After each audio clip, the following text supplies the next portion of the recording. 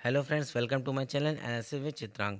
Friends, मैं आज आपको काउंट फंक्शन के वेरिएशंस के बारे में बताऊंगा। इसके 5 वेरिएशन है एक्सेल में। तो पहला काउंट है, इसमें ये नॉर्मल वैल्यूज़ काउंट करता है। इसमें कॉमा देखिए हम आर्गूमेंट्स दे सकते हैं अप टू 64 वैल्यूज़। और ये किस तरह की वैल्यूज़ किस डेटा टाइप की काउंट करता है, नंबर्स, डेट्स, टाइम्स और परसेंटेजेस।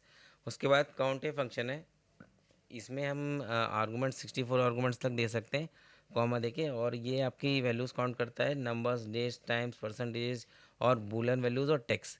तो काउंट और काउंट ए में डिफरेंस ये है कि काउंट ए आपका बूलियन वैल्यूज़ और टेक्स्ट भी काउंट करता है, जबकि काउंट फंक्शन नहीं करता है। बूलियन वैल्यूज़ आपकी दो होती हैं, ट्रू और फॉल्स। उसके बाद काउंट ब्लैंक फंक्शन है, ये किसी सेल रेंज में number of blank cells count करता है। उसके बाद काउंट इफ फंक्शन है, जब आपको सिंगल कंडीशन मैच करा के वैल्यूज़ काउंट करनी हो तो हम काउंट इफ फंक्शन यूज़ करते हैं। इसमें दो आर्गूमेंट्स है, रेंज और क्राइटेरिया। रेंज यानी जिस रेंज में आपको क्राइटेरिया मैच करानी है और काउंट करना है, उसके बाद क्राइटेरिया देते हैं। और उसके बाद ये सभी प्रकार की वैल्यूज़ काउंट करता है। उसके बाद लास्ट आपका है काउंट इफ्स फंक्शन। जब हमें मल्टीपल कंडीशन मैच करा के वैल्यूज़ काउंट करनी होती है तो हम काउंट इफ्स फंक्शन यूज़ करते हैं, और ये सभी डेटा टाइप्स की वैल्यूज़ काउंट करता है। तो फ्रेंड्स, फंक्शंस हम ये यूज़ करके देखते हैं। हमने ये कुछ वैल्यूज़ एंट्री की हुई है। A1 सेल में आपकी नॉर्मल न्यूमेरिकल वैल्यू है, और A2 सेल में डेट है, A3 सेल में टाइम है, A4 सेल में परसेंटेज है, A5 सेल में ट्रू लिखा है बूलियन वैल्यू, और A6 सेल में हमने टेक्स्ट लिखा हुआ है कंप्यूटर। A7 सेल हमने ब्लैंक छोड़ी हुई है। अब हम सबसे पहले काउंट फंक्शन लगाते हैं। हमने लिखा इक्वल काउंट, और हम ये सेल रेंज सेलेक्ट कर लेते हैं A1 से A7, ब्रैकेट क्लोज किया हमने, एंटर। तो देखिए यहाँ पे 4 आ गया रिजल्ट। इसने कौन सी 4 वैल्यूज़ काउंट की हैं, A1 से A4 तक, यानी न्यूमेरिकल वैल्यू, डेट, टाइम और परसेंटेज इसने काउंट किया है।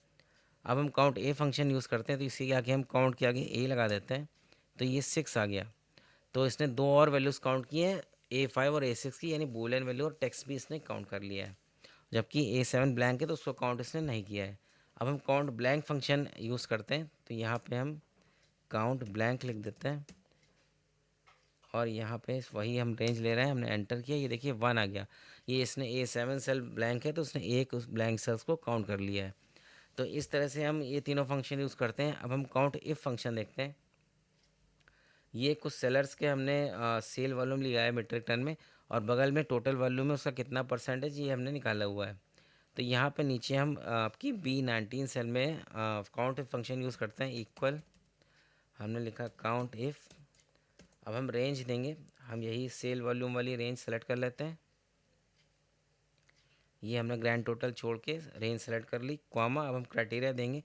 सपोज हम क्राइटेरिया दे देते हैं, जिन सेल्स में वैल्यू 50 से ग्रेटर हो वो हमारी काउंट हो जाए, तो हमने लिख दिया डबल कोर्स में ग्रेटर देन 50, ब्रैकेट क्लोज करेंगे, एंटर।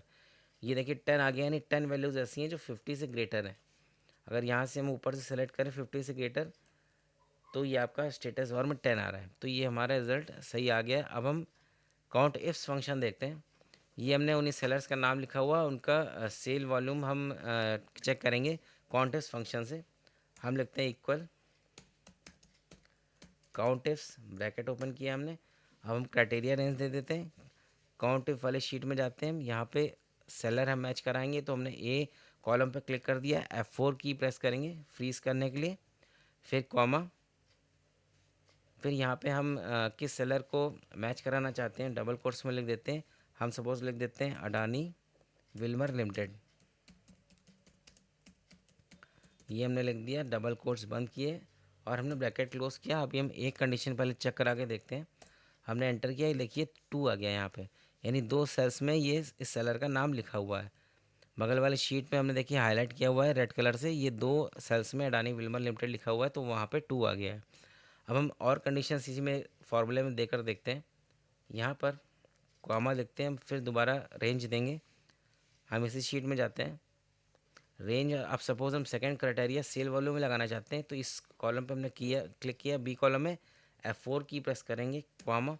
अब यहाँ पे हम डबल कोर्स में दे देते हैं कोई भी वैल्यू। अब आप अडानी विल्मर जहाँ लिखा है वहाँ पे एक सेल में 2209 लिखा है, एक में 120, तो ग्रेटर देन 120 हम कुछ भी ले लेते हैं। सपोज हमने ग्रेटर देन 200 लिख दिया, यहाँ पे डबल कोर्स क्लोज किया और एंटर। यहाँ पे देखिए, यहाँ पर ग्रेटर देन का साइन लगा देंगे 200 के आगे, ये ग्रेटर देन का साइन लगाया हमने। अब देखिए ये 1 आ गया है, यानी ऐसी सेल्स जिसमें सेलर का नाम अडानी विल्मर लिमिटेड हो, साथ में ही और उसकी सेल वैल्यू 200 से ज़्यादा हो, ऐसी केवल एक सेल है, तो यहाँ पे काउंट 1 आ गया। तो फ्रेंड्स इस तरह से हम काउंट फंक्शन के वेरिएशंस यूज़ कर सकते हैं।